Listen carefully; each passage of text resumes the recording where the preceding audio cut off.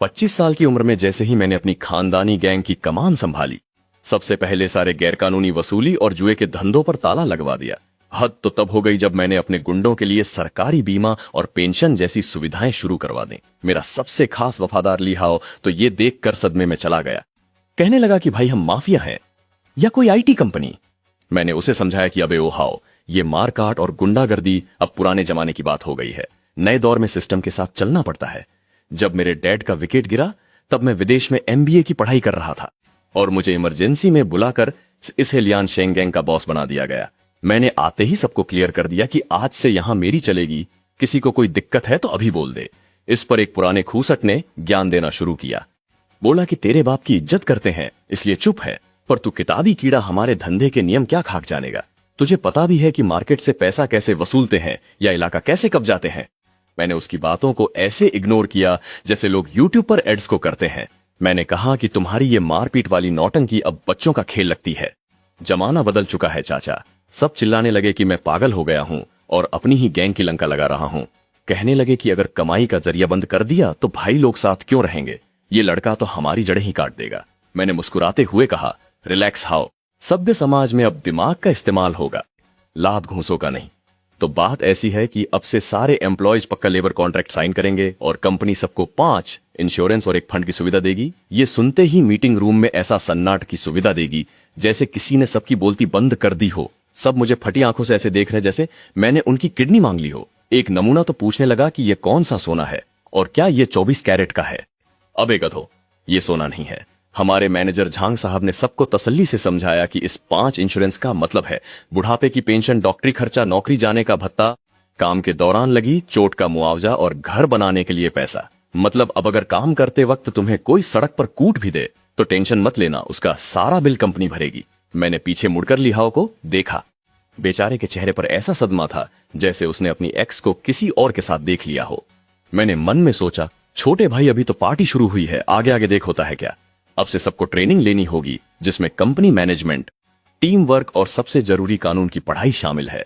यह सुनकर चाचा का चेहरा उतर गया। कहने लगे कि यह लड़का पूरी कंपनी का बैंड बजा देगा।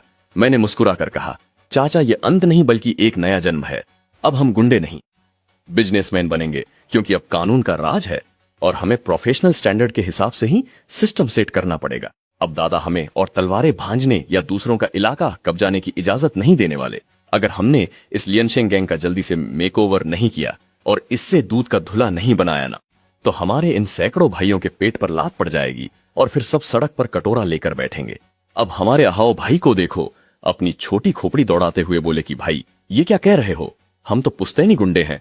अगर हम लोगों को कूटेंगे नहीं और हफ्ता नहीं वसूलेंगे तो क्या हमारे भाई हवा खाकर जिंदा रहेंगे। अरे भाई अहाओ, तू अभी बच्चा है। सबसे ज्यादा माल तो उन्हीं कामों में है जो कानून की किताब में जुर्म माने जाते हैं, लेकिन असली खिलाड़ी वही है जो कानून की उंगली पकड़कर उसके साथ लुका छिपी खेले। ये देखो मेरी मार्केट रिसर्च वाली रिपोर्ट। पुराने धंधे में प्रॉफिट तो था, पर रिस्क इतना कि एक बार पकड़े गए तो जवानी जेल की काल कोठरी में चक्की पीसते हुए निकल जाएगी। इसलिए अब हमें तुरंत एक सिक्योरिटी कंपनी में बदलना होगा। अहाओ फिर चहका, तो क्या वहां भी हमें लोगों की हड्डियां नहीं तोड़नी होंगी। अरे मेरे मासूम परिंदे, जब दूसरे फालतू गैंग आपस में भिड़ेंगे तो उसे दंगा कहा जाएगा, लेकिन जब हम वही काम करेंगे तो उसे प्रोफेशनल सिक्योरिटी सर्विस का नाम दिया जाएगा। जो भाई पहले अड्डों पर खड़े होकर मक्खियां मारते थे, अब वो बाकायदा प्रोफेशनल ट्रेनिंग लेंगे, सर्टिफिकेट लेंगे और बड़े बड़े रईसों के बॉडीगार्ड और आलीशान सोसाइटियों के रक्षक बनेंगे। अब जल्दी से सारे भाइयों का कच्चा चिट्ठा और आईडी कार्ड निकाल ताकि इनकी ज्वाइनिंग की कागजी कार्रवाई शुरू की जा सके। इस गधा मजदूरी से अच्छा तो मैं सड़क पर आवारागर्दी कर लेता। भाई ये चांद और मेरा साथ और ऊपर से ये सुअर का मांस और दारू का चखना, जिंदगी इसी का नाम है। खैर ये है लियान शेंग वाले आजकल क्या खिचड़ी पका रहे हैं, कोई नया कांड है या नहीं। जब से ये नियोंग श्याओ गद्दी पर बैठा है, भाई ने तो गैंग में जैसे कॉर्पोरेट ऑफिस ही खोल दिया है। आजकल ये गुंडे बैठकर पढ़ाई लिखाई कर रहे हैं, इंडस्ट्रियल और कमर्शियल स्टैंडर्ड्स रट रहे हैं। मतलब अब ये मोहल्ले के गुंडे एमबीए करेंगे क्या। लेखक भाई थोड़ा तो रहम करो लॉजिक पे। मैंने पूछा कोई बड़ा लेन देन हुआ तो पता चला नियोंग श्याओ ने पूरे 1 मिलियन फाइनेंस डिपार्टमेंट को भेजे हैं। बहुत बढ़िया, पर ये पैसा किस लिए। जवाब मिला कि ये सारा माल गैंग के लड़कों के आपसी मेल जोल और उनके फायदे के लिए है। सोशल सिक्योरिटी का एडवांस पेमेंट। भाई ये नियोंग श्याओ पागल हो गया है या इसका सॉफ्टवेयर अपडेट मांग रहा है। ये अंडरवर्ल्ड है या कोई आईटी कंपनी? मैंने जैसे ही उस सरकारी ऐप में अपनी आईडी डाली, कसम से मेरा तो सिस्टम ही हिल गया। मैं यहाँ 3 साल से अंडरकवर पुलिस वाला बनकर इनकी गालियां खा रहा हूं और ये साले मेरा पीएफ और सोशल सिक्योरिटी जमा कर रहे हैं। भाई इस जमाने के गुंडे तो टाटा बिरला से भी ज्यादा शरीफ निकले। मतलब गुंडागर्दी में भी फुल सरकारी नौकरी वाली फीलिंग। पर असली सीन ये है कि जब से मैंने वो काले धंधे बंद किए हैं, मेरे बाप की छोड़ी हुई जमा पूंजी और ये है लियानशेंग गैंग 3 महीने भी नहीं टिकने वाले। और ये बाओ अंकल तो अलग ही आइटम है। रोज मीटिंग में अपनी टांग अड़ाते हैं कि मैं इस गैंग को नाले में ले डूबूंगा। अरे बुढ़ापे में घर बैठो ना अंकल, क्यों चुल मचा रखी है? तभी टपका हमारे टाइगर भाई का फोन। बोलता है, ओ एशियाओ सुना है तूने अब गुंडागर्दी छोड़ दी है। तेरे बाप ने नॉर्थ साइड में जो गलियां छोड़ी थी वो 5 मिलियन में मुझे बेच दे और ऐस कर। मेरा चमचा तो सुनते ही जल भुनकर कोयला हो गया। बोला, भाई ये अपनी बेइज्जती है, चलो सारे लड़कों को इकट्ठा करते हैं और इनका बैंड बजाते हैं। पर मैंने उसे झाड़ दिया। अबे इन जैसे दिमाग से पैदल लोगों के लिए हथियार उठाना मतलब अपनी ही वैल्यू कम करना है। अरे टाइगर भाई, जमाना बदल गया है। अब ये हर बात पे मार काट करना आउटडेटेड हो गया है। नॉर्थ सिटी की उन गलियों का प्रॉपर्टी मैनेजमेंट अब हमारी कंपनी संभालेगी। तो हमारे लीगल डायरेक्टर फुर्सत में आकर आपसे इस बारे में सेटिंग कर लेंगे। अब टाइगर तो ठहरा पुराने जमाने का गुंडा। उसे लगा ये लीगल डायरेक्टर और शेयर खरीदने का क्या लफड़ा है। चिढ़कर बोला, ये क्या बकवास है? अगर तमीज से नहीं दोगे तो मैं खुद छीन लूंगा। हमारे हीरो ने भी पूरे टशन में नंबर 8 को ऑर्डर दिया। सुन, लीगल डिपार्टमेंट को बोल कि इस टाइगर गैंग को एक कड़क सा लीगल नोटिस भेजे। उन पर इल्जाम लगाओ कि वो गलत तरीके से कंपटीशन कर रहे हैं और हमारे ग्रुप की इज्जत की धज्जियां उड़ा रहे हैं। उनसे कहो कि सबके सामने माफी मांगे और मेंटल टॉर्चर के बदले हर्जाना भरे। अब साइडकिक को लगा कि ये क्या फालतूगिरी है। बोला, हाई इस कागज के टुकड़े से कुछ होगा क्या? हीरो ने स्वैग में कहा, होगा या नहीं बस देखते जाओ। 3 दिन बीत गए। टाइगर भाई अपनी पूरी पलटन लेकर लड़ने के लिए तैयार बैठे थे। पर वहां बंदे नहीं बल्कि लाल ठप्पे वाला एक लीगल नोटिस पहुंचा। अब टाइगर और उसके छपरी भाई लोग पूरे दिन उस लेटर को ऐसे घूर रहे थे जैसे उसमें कोई एलियन की भाषा लिखी हो। उन्हें खाक समझ नहीं आ रहा था कि ये टॉर्ट लाइबिलिटी और लिटिगेशन सब्जेक्ट जैसे भारी भरकम शब्द क्या बला है। टाइगर गुस्से में चिल्लाया, ये क्या बकवास कचरा लिखकर भेजा है? वो लड़का तो एकदम फट्टू निकला जो वकीलों के पीछे छुप रहा है। चलो भाइयों, आज रात अपनी पूरी पलटन लेकर शहर के उत्तर की तरफ निकल जाओ और उसे लियनशेंग के ठिकाने को तहस नहस कर दो। लो भाई, गुंडों की शिफ्ट शुरू हो गई है। उसी रात टाइगर गैंग के दर्जनों नल्ले गुंडे पूरी चौड़ में आकर बार के अंदर घुस गए। लेकिन अंदर कदम रखते ही बेचारों की सिट्टी पिट्टी गुम हो गई। वहां कोई डरे हुए शरीफ लोग नहीं बल्कि हाथों में ढाल और रबर के डंडे लिए बड़े बड़े बॉडी बिल्डर्स पहले से ही उनका स्वागत करने के लिए तैयार खड़े थे। और अपना हीरो ली हाओ, वो तो वहां टांग पर टांग चढ़ाकर ऐसे नवाबी ठाठ से बैठा था जैसे अपने बाप की शादी में आया हो। वो हाथ में सिक्योरिटी रूल्स की किताब लेकर ज्ञान पेलने लगा कि देखो भाई, नियम के मुताबिक अगर तुम यहां तोड़फोड़ करोगे तो हमें अपनी रक्षा में तुम्हारी कायदे से कुटाई करने का पूरा हक है। अब सामने वाला गुंडा चिढ़कर बोला, अबे तू मुझे ट्यूशन पढ़ा रहा है क्या? ली हाओ ने बस हल्के से हाथ का इशारा किया और उसके गार्ड्स भूखे शेरों की तरह उन गुंडों पर टूट पड़े। अब क्योंकि ये गार्ड्स एकदम प्रोफेशनल ट्रेनिंग लेकर आए थे तो इन्होंने टाइगर गैंग के छर्रों को गाजर मूली की तरह काटना शुरू कर दिया और पलक झपकते ही पूरे माहौल को ठंडा कर दिया। तभी वहां प्रेसिडेंट नंबर 1 वाले कस्टमर पर जैसे ही हमला हुआ, मदद के लिए ऐसी गुहार लगाई गई कि अगले ही पल पुलिस की गाड़ियां बार के गेट को ऐसे घेर लेती हैं जैसे मोहल्ले में फ्री का राशन बंट रहा हो। अब जो गुंडे वहां अपनी कुटाई करवाने आए थे उनकी तो बुरी तरह जल गई। वो चिल्लाने लगे, अबे ओए, हमने तो बस तुम लोगों को कूटने की कोशिश की थी और तुम लोगों ने सीधा पुलिस को ही बुला लिया। तुम तो अंडरवर्ल्ड के नाम पर कलंक हो, साले गद्दार कहीं के। अभी टाइगर भाई के चमचे अपनी इस बेइज्जती का सदमा झेल ही रहे थे कि पुलिस ने उन्हें जमीन चटा दी और हाथों में चमचमाती चांदी की चूड़ियां यानी हथकड़ियां पहना दी। ऑफिसर भी थोड़ा कंफ्यूज था। बोला, पता नहीं तुम ही लियनशेंग वाले आजकल कौन सा सस्ता नशा कर रहे हो, पर पुलिस को बुलाना अच्छी बात है। वो पुराने जमाने का गुंडागर्दी वाला कचरा अब छोड़ ही दो तो बेहतर है। हमारा हीरो भी एकदम गाय जैसा सीधा बनकर बोला, जी सर, हम तो बहुत शरीफ और संस्कारी नागरिक है। अपने कस्टमर को सिक्योरिटी देना तो हमारा फर्ज है। अब पुलिस तो मंगू गैंग का बोरिया बिस्तर समेट कर ले गई, लेकिन यहां ली हाओ का तो पूरा सिस्टम ही हिल गया। वो सोच रहा है, भाई ये क्या बकवास है? न कोई हफ्ता वसूली, न कोई दादागिरी। ये साले गुंडे हैं या कोई भजन मंडली चला रहे हैं? अगर ये लोग ऐसे ही शरीफ बनते रहे तो मेरी अंडरकवर नौकरी तो शुरू होने से पहले ही विसर्जित हो जाएगी। मंगू गैंग के इस तमाशे के बाद पिछले कुछ वक्त में हे लियांशेंग गैंग में मेरा रुतबा और दबदबा एकदम रॉकेट की तरह ऊपर जा रहा था। जो नमूने कल तक मेरे फेल होने का वेट कर रहे थे, अब उन्हें लगने लगा कि इस नए ड्रैगन हेड में वाकई कुछ दम है। पर भाई, सच तो सिर्फ मुझे पता था। इस महीने की सैलरी और सोशल सिक्योरिटी यानी पीएफ भरने के बाद हमारे ग्रुप का बैंक बैलेंस ठन ठन गोपाल होने वाला था। अब पैसे कम हुए तो ये बुढ़ाऊ अंकल बाओ और उनकी सलाहकार समती के पेट में फिर से मरोड़ उठने लगी। ये बुढ़े पीठ पीछे खिचड़ी पका रहे थे। कहने लगे, अरे आसियाओ, भाइयों के पास अब सुट्टा पीने तक के पैसे नहीं बचे हैं। अगर माल का जुगाड़ नहीं हो सकता तो चुपचाप ये गद्दी छोड़ दे। तभी मुझे पता चला कि शहर के दक्षिण वाली उस मार्केट का क्या हाल है। पहले वहां अंकल बाओ के गुंडे हफ्ता वसूली करते थे, पर जब से मैंने वहां प्रोटेक्शन मनी लेने पर बैन लगाया, वो सब वहां से बोरिया बिस्तर समेट कर भाग गए। अब वहां सरेआम दंगे हो रहे हैं और कई गैंग्स उस इलाके पर कब्जा करने के लिए आपस में भिड़ रही हैं। मैंने सोचा, बेटा यही तो मौका है चौका मारने का। मैंने अपनी टीम से कहा, ये फाइल देखो और मेरे साथ साउथ सिटी चलो। वहां हम नया बिजनेस यानी मार्केट खोलेंगे। अब हम गुंडागर्दी नहीं, सर्विस बेचेंगे। हमारा सिल्वर पैकेज है 3,000 महीना, जिसमें रोज पेट्रोलिंग और दुकान के बाहर सेफ शॉप का बोर्ड मिलेगा। और जो ज्यादा रईस हैं उनके लिए 10,000 का गोल्ड पैकेज, जिसमें 24 घंटे सिक्योरिटी वाले आपकी सेवा में तैनात रहेंगे। डायमंड पैकेज महीने का 50,000। इसमें बाकी सबके साथ साथ आपको कानूनी सलाह और क्राइसिस मैनेजमेंट जैसी वीआईपी सर्विस भी मिलेगी। मैंने कहा, भाई ये तो बस हफ्ता वसूली का नया और चमकीला तरीका है ना। जैसे पुरानी शराब को नई बोतल में डाल दिया हो। तो सामने वाला बोला, अरे नहीं नहीं छोटे, हफ्ता वसूली तो गैर कानूनी होती है और हम तो शरीफ लोग हैं। इसे कहते हैं सर्विस खरीदना, जो कानून की नजर में बिल्कुल दूध की धुली है। हम प्रोफेशनल सिक्योरिटी देंगे और बदले में अपनी मेहनत की कमाई यानी बिजनेस फीस लेंगे। समझे? हमारे पास बाकायदा कॉन्ट्रैक्ट है, पक्का बिल है और हम सरकार को टैक्स भी भरते हैं। हफ्ता वसूली को इस लेवल पर भी खेला जा सकता है। ये देखकर तो मेरा दिमाग ही चकरा गया। कसम से भाई, इस दिमाग के लिए तो जान भी हाजिर है। अगले दिन मैं ली हाओ और अपनी एक ऐसी टीम के साथ, जो नए नवेले सूट पहनकर एकदम जेंटलमैन लग रहे थे, साउथ सिटी के मार्केट पहुंच गया। हमने पुराने जमाने के गुंडों की तरह घर घर जाकर दरवाजा नहीं खटखटाया, बल्कि जैसे कोई बड़ी कंपनी अपनी मार्केटिंग करती है वैसे ही चौराहे पर एक स्टॉल लगा लिया और ऊपर बड़ा सा बैनर टांग दिया, ही लियांशेंग सिक्योरिटी आपकी सेवा में हाजिर है। लोग हमें देखकर आपस में खुसर पुसर करने लगे, अरे ये तो वही ही लियांशेंग के गुंडे हैं ना। क्या अब ये गुंडागर्दी छोड़कर सीधे साधे बिजनेसमैन बन गए? सिक्योरिटी पैकेज बेच रहे हैं लगता है। पैसों के चक्कर में इन सब का दिमाग पूरी तरह सटक गया है।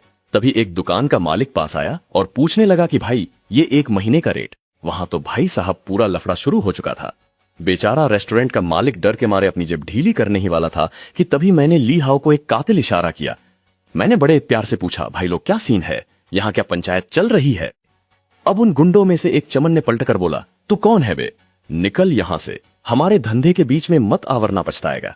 मैंने भी अपनी कॉलर ऊंची की और एकदम हीरो वाली एंट्री मारते हुए बोला, देख भाई, मैं ही लियांशेंग सिक्योरिटी का ऑन ड्यूटी ऑफिसर हूं और ये दुकान हमारे क्लाइंट की है। तुम्हारी ये जो छपरी वाली गुंडागर्दी चल रही है ना, ये सीधे सीधे कानून तोड़ना है तो चुपचाप पतली गली से निकल लो, वरना हमें जबरदस्ती डंडे का इस्तेमाल करना पड़ेगा। वो गधा हंसते हुए बोला, ऑन ड्यूटी बंदा, अबे तू किसे डरा रहा है? कंट्रोल रूम, कमर्शियल स्ट्रीट में फालतू का लफड़ा हुआ है, सस्पेक्ट्स काबू में है, पुलिस को भेजो। अबे ये क्या मजाक चल रहा है? ये लोग गुंडे हैं या मोहल्ले की आंटी? पुलिस को कौन बुलाता है भाई? मुझे लगा था ये लोग हाथ पैर तोड़कर कचरे के डिब्बे में फेंकेंगे, पर यहां तो भाईचारे का नाटक चल रहा है। दुकानदार तो इतना गदगद हो गया जैसे उसे फ्री की बिरयानी मिल गई हो। कहने लगा, छोटे भाई तुम्हारा वो सबसे महंगा वाला सिक्योरिटी प्लान कितने का है?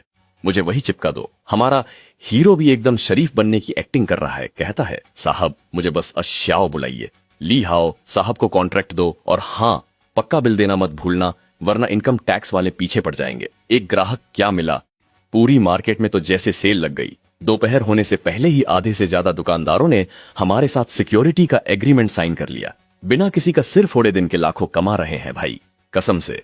सीधा हफ्ता वसूली करने से ज्यादा सुकून तो इस लीगल तरीके से चूना लगाने में आ रहा है। कंपनी के पास पैसों की तंगी तो फिलहाल खत्म हो गई, पर असली सिरदर्द तो अब शुरू होने वाला है, क्योंकि अब एंट्री होती है टाइगर गैंग के बड़े डैडी टाइगर भाई की।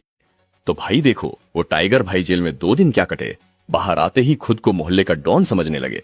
उनके हिसाब से हमने जो पुलिस को बुलाया था वो उनके तथाकथित अंडरवर्ल्ड वाले सम्मान पर एक ऐसा धब्बा था जिसे वो बर्दाश्त नहीं कर पाए। तो फिर क्या था? भाई ने अपने चंगू मंगुओं को भेजा और हमारे एक अकेले जा रहे लड़के को घेर कर इतना पेला कि बेचारा अभी हॉस्पिटल में यमराज से अपनी अपॉइंटमेंट कैंसिल करवाने की कोशिश कर रहा है। अब ऑफिस में हर कोई यही चिल्ला रहा है कि भाई ये तो बर्दाश्त के बाहर है, इन गुंडों को सबक सिखाना ही पड़ेगा। आशाओ, देख लिया अपनी उस किताबी और सोफिस्टिकेटेड तकनीक का नतीजा। हमारा भाई वहां कट गया और तुम यहां शांति का पाठ पढ़ा रहे हो। अगर अब भी तुम कछुए की तरह अपनी गर्दन छुपा कर बैठे रहे तो कल से कोई तुम्हारे साथ सुट्टा पीने तक नहीं आएगा। पूरे ऑफिस का माहौल ऐसा हो गया था जैसे अभी कोई सनी देओल की तरह हैंडपंप उखाड़ देगा। सब मेरी तरफ ऐसे देख रहे थे जैसे मैं कोई बाहुबली हूं और अभी तबाही का ऐलान करूंगा। पर मैंने कहा, ओए चिल्लाना बंद करो, बदला तो हम लेंगे ही, लेकिन ईंट का जवाब पत्थर से देना उन गधों का काम है जिनके पास दिमाग नहीं होता। और फिर मैंने वही किया जिसकी किसी को उम्मीद नहीं थी। मैंने फोन उठाया और बड़े प्यार से बोला, हेलो पुलिस स्टेशन। हाँ सर, एक रिपोर्ट लिखवानी है, मेरे स्टाफ पर हमला हुआ है। ऑफिस से घर जाते वक्त किसी ने हमारे बंदे की जबरदस्त कुटाई कर दी। भाई, सबूत के नाम पर सीसीटीवी की फुटेज है और गवाहों की तो पूरी बारात खड़ी है। हमें बस मेडिकल रिपोर्ट बनवानी है।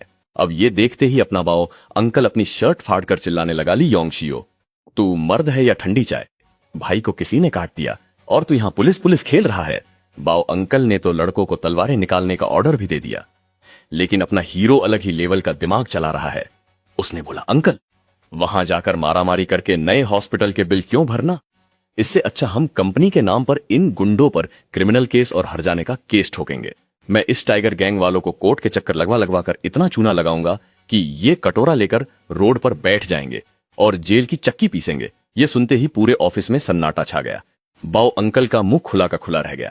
ये पुलिस केस और मुआवजे वाली बातें इन अनपढ़ गुंडों के सिर के ऊपर से निकल गई, पर सुनने में बड़ा धांसू लगा।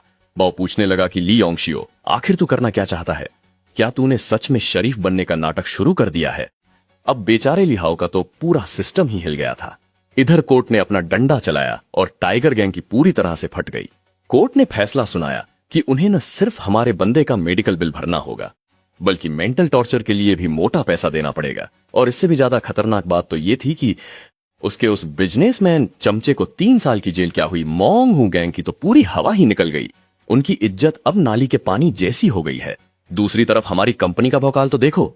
बढ़िया कॉर्पोरेट सिस्टम और तगड़े बोनस की वजह से नाम इतना फैल गया है कि दूसरे गैंग के लुक्खे भी अपनी नौकरी छोड़कर हमारी कंपनी में भर्ती होने के सपने देख रहे हैं। मैं शांति से बैठकर एम्प्लॉय की पेंशन वाले चेक कर ही रहा था कि तभी मेरा चेला आहाओ पागलों की तरह अंदर घुसा और चिल्लाया, शाओ भाई, अनर्थ हो गया, बहुत बड़ा कांड हो गया है। मैंने कहा, अबे शांति रख, पहले गले को गीला कर और बता तो सही हुआ क्या है। उसने बताया कि हमारे एचआर मैनेजर को किसी ने किडनैप कर लिया है। अब ये हरकत और कौन करेगा? वही मोंगहू गैंग के नल्ले। उन्होंने फोन करके धमकी दी है कि अगर मैं अकेले शहर के पश्चिम वाले उस पुराने कबाड़ कारखाने में नहीं पहुंचा तो वो मैनेजर को सीधा ऊपर पहुंचा देंगे। आहाओ एकदम जोश में आकर बोला, भाई मैं अभी अपने लड़के लेकर जाता हूं और उस मैनेजर को बचा कर लाता हूं।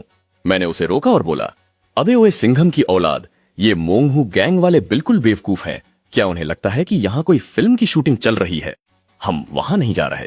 आहाओ हैरान होकर पूछने लगा कि क्या हम मैनेजर को मरने के लिए छोड़ देंगे?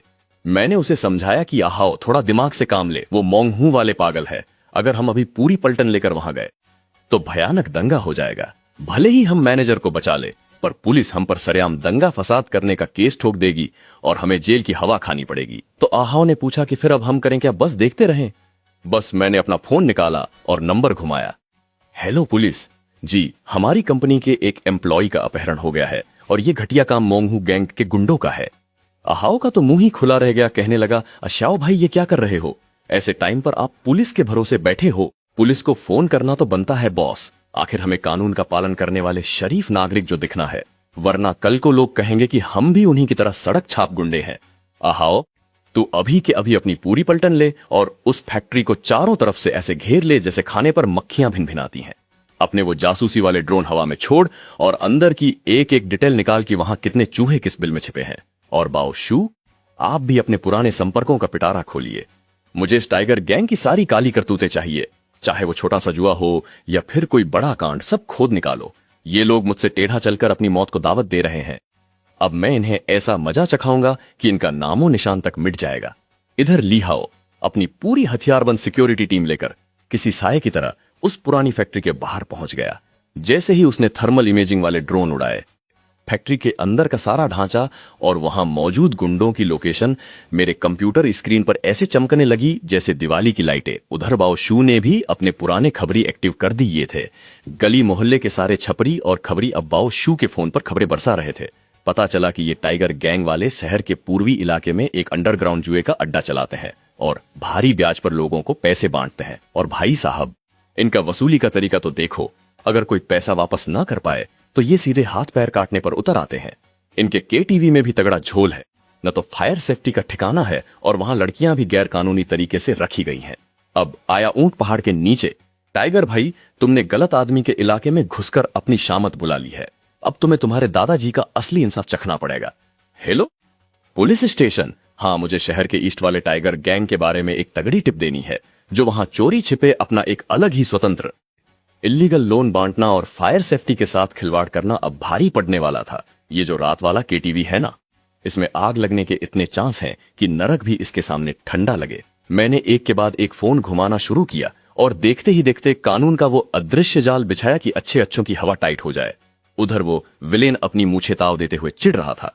साला वो योशाओ अभी तक आया क्यों नहीं? क्या उसे तेरी जान की रत्ती भर भी परवाह नहीं है? मैंने भी टशन में बोल दिया, देखो विलेन साहब, अभी भी टाइम है, मुझे छोड़ो और खुद जाकर सरेंडर कर दो, वरना किडनैपिंग के चक्कर में जेल में ऐसी चक्की पीसनी पड़ेगी कि जिम जाना भूल जाओगे। लेकिन तभी विलेन का चमचा हाफते हुए आया और बोला, बॉस लंका लग गई, हमारे सारे अड्डों पर रेड पड़ गई है। विलेन की तो जैसे सिट्टी पिट्टी गुम हो गई। क्या मतलब रेड पड़ गई? हमारे सारे केटीवी, कसिनो और नाइट क्लब्स को पुलिस, टैक्स डिपार्टमेंट और फायर ब्रिगेड वालों ने एक ही झटके में नाश्ते की तरह चबा लिया है। विलेन रोने लगा, भाई मैंने हर साल इतने खोखे रिश्वत में दिए, फिर भी किसी ने मुझे पहले से टिप क्यों नहीं दी? अरे ओ चाचा, ये इंटरनेट का जमाना है। तुम्हारी इस टाइगर गैंग ने जो हर जगह गंद मचाया है ना, अब तुम्हारे वो करप्ट अफसर भी तुम्हें बचाने की हिम्मत नहीं करेंगे। ये सब उस योशाओ का ही बिछाया हुआ जाल था।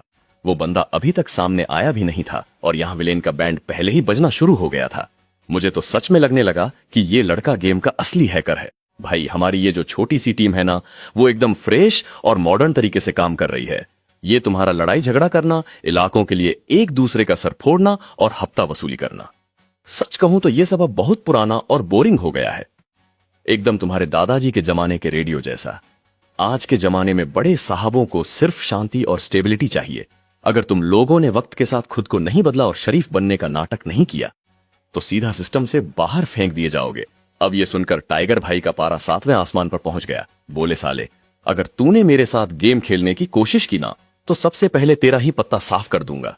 मैंने बड़े प्यार से कहा, टाइगर भाई इतना गुस्सा सेहत के लिए ठीक नहीं है, जरा गर्दन घुमाओ और फैक्ट्री के बाहर का नजारा तो देखो। क्योंकि बाहर निकलने का मुहूर्त अब निकल चुका है। जैसे ही उसने बाहर देखा, भाई की बोलती बंद हो गई। फैक्ट्री के चारों तरफ लाल और नीली बत्तियों का तगड़ा वाला मेला लगा था। हर तरफ पुलिस की गाड़ियां ही गाड़ियां थी। तभी लाउडस्पीकर पर आवाज गूंजी, तुम सब चारों तरफ से घिर चुके हो, अपने हथियार नीचे डाल दो और बंधकों को तुरंत छोड़ दो। टाइगर तो जैसे कोमा में ही चला गया। उसे समझ ही नहीं आ रहा था कि ये मामूली गैंगवार अचानक से पुलिस का इतना बड़ा जॉइंट ऑपरेशन कैसे बन गई। जब पुलिस वालों ने टाइगर को जमीन पर पटक कर उसे दबोच लिया तो उसने धूल फांकते हुए हम तीनों की तरफ देखा, जो गेट पर बड़े आराम से खड़े होकर मजे ले रहे थे। पुलिस ने पूरा इलाका अपने कंट्रोल में ले लिया था और हर तरफ बस अफरा तफरी मची हुई थी। टाइगर को घसीटते हुए ले जाया जा रहा था और उसे अपनी हार साफ साफ दिख रही थी। अरे टाइगर भाई, 1000 बार बोला था कि जमाना बदल गया है, पर तुम तो अपनी पुरानी घिसी पिटी स्क्रिप्ट से बाहर ही नहीं आना चाहते थे। अब तुम्हारी ये टेरिटरी मेरा नया अड्डा है और फिक्र मत करो, मैं इसे तुम्हारी तरह कचरा बनाकर नहीं रखूंगा। हे लियन शेंग के लड़कों, चलो अब पैकअप करो और यहां से निकलो। ली हाओ मेरे पीछे ऐसे चल रहा था जैसे उसने पहली बार किसी को बिना चाकू छुरी चलाए बाजी पलटते देखा हो।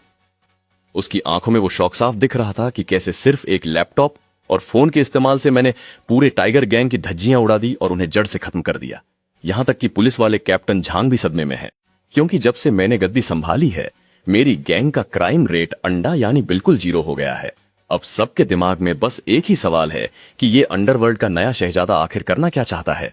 पूरे शहर को पता चल चुका है कि टाइगर गैंग को किसने धूल चटाई है और हे लियन शेंग का नया बॉस कोई कच्चा खिलाड़ी नहीं बल्कि एक डेंजरस लेवल का विलेन है जिससे पंगा लेना मौत को दावत देना है। वो बाओसू जैसे पुराने बुढ़े जो पहले बहुत उछल रहे थे, उनकी सारी गर्मी अब ठंडी हो चुकी है और वो मुझे इज्जत क्या, अब तो खौफ की नजरों से देखते हैं। अब जब भी मीटिंग होती है तो ये कल के गुंडे क्लास के टॉपर बच्चों की तरह सीधे बैठकर बाकायदा नोट्स लेते हैं। बेचारे इस बात से डरे हुए हैं कि कहीं कानून की जानकारी न होने की वजह से मैं इन्हें टीम से लात मारकर बाहर न निकाल दूं। भाई जरा समझो इसे। आहो, कंपनी ने तुझे 3% की हिस्सेदारी इनाम में देने का फैसला किया है और सच कहूं तो तू इसका हकदार भी है। अब ये मत सोचना कि मैं तुझे रिश्वत दे रहा हूं। बेचारा आहो अपना असली चेहरा दिखाने ही वाला था, पर बॉस ने उसे बीच में ही ठोक दिया। बॉस बोला, अबे चुप रहे, मुझे पहले से पता है कि तू पुलिस का जासूस है। मेरे बाप ने मरने से पहले मुझे 2 ही पते की बातें बताई थी।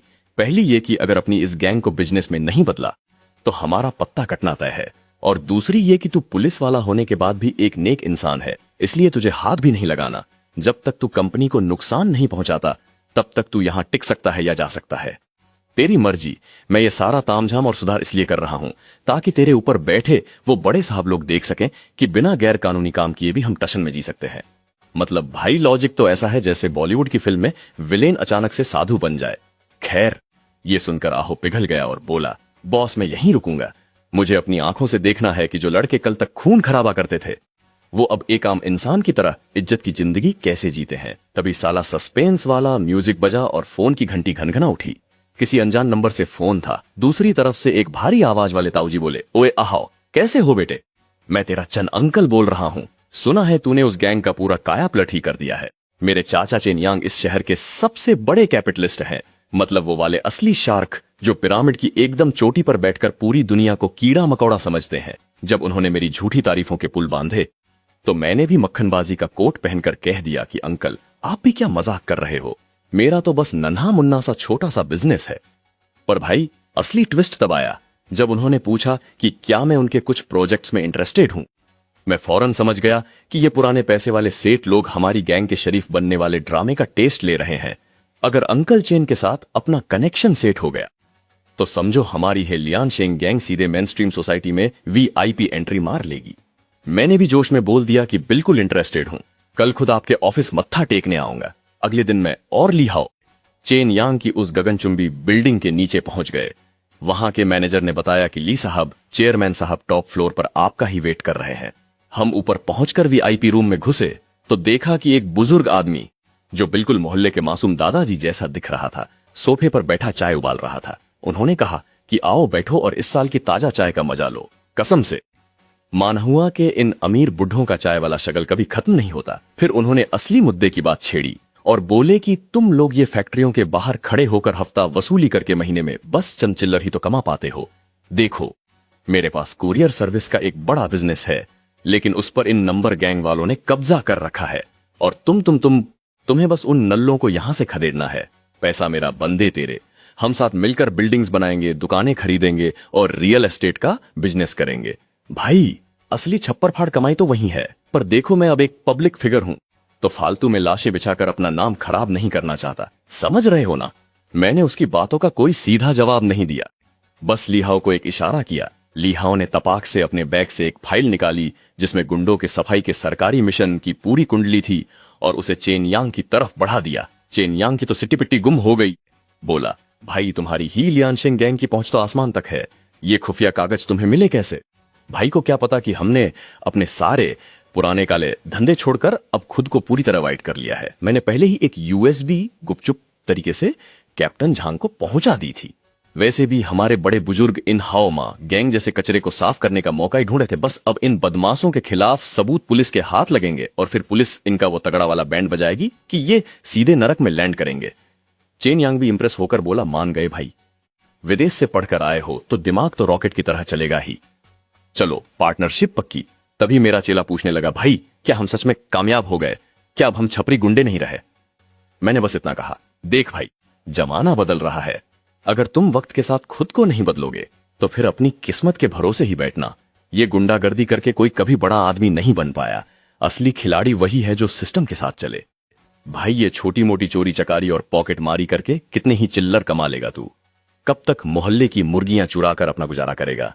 देख भाई, अगर अमीर बनना है और इस बोरिंग कहानी में अपनी औकात बढ़ानी है तो कुछ बड़ा हाथ मारना पड़ेगा। आज से हम सीधा रियल एस्टेट के धंधे में कदम रख रहे हैं, क्योंकि असली पैसा तो जमीन हड़पने में ही है। अब सीधा करोड़ों का खेल होगा और हम कुछ बड़ा कांड करेंगे। और इस साइडकिक को देखो, इसके पास और कोई काम तो है नहीं, तो तुरंत अपनी पूंछ हिलाते हुए कहता है, ठीक है चेयरमैन साहब।